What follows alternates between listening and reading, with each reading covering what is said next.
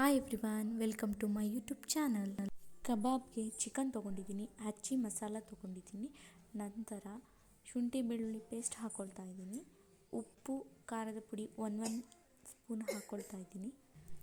Corn flour 2 spoon ಹಾಕ್ಕೊಳ್ತಾ ಇದ್ದೀನಿ.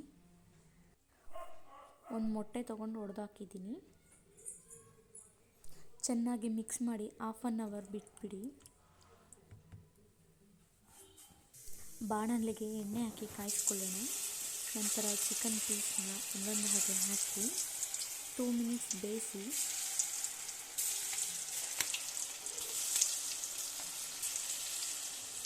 ಎರಡು ನಿಮಿಷ ಕರೆದ ನಂತರ ಈ ಥರ ಆಗುತ್ತೆ. ಇವಾಗ ತೆಗೆದುಬಿಡಿ. ನೋಡಿ ಎಷ್ಟು ಚೆನ್ನಾಗಿ ಬಂದಿದೆ. ಕಲರು ನ್ಯಾಚುರಲ್ಲಾಗಿ ಎಷ್ಟು ಚೆನ್ನಾಗಿದೆ ಅಂತ. ಇದೇ ರೀತಿ ಉಳಿದಿರೋಂಥ ಚಿಕನ್ ಪೀಸ್ನೆಲ್ಲ ಹಾಕ್ಕೊಂಡು ಕರ್ಕೊಳ್ಳೋಣ. Super crispy and juicy kebab ready. Like, share, subscribe my YouTube channel.